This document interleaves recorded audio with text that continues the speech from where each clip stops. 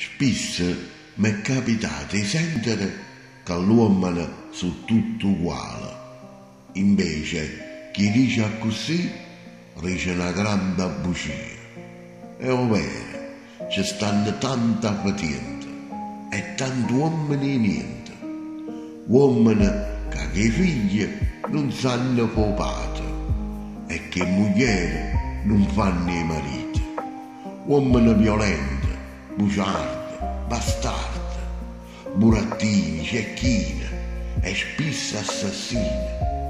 Ma ci stanno certi uomini che sono come il zucchero, dolce, carnale e assai passionale.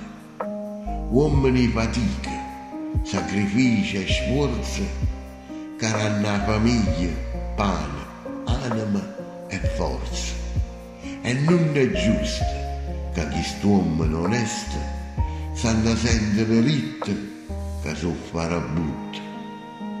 Se non mi dicesse che le femmine sono tutte uguali, sicuramente dicesse una sporca bugia. Eppure per i maschi la cosa è così. Perciò onore all'uomo che sono uomini veri e fuoco ardente per l'uomo niente. Buongiorno e buona giornata.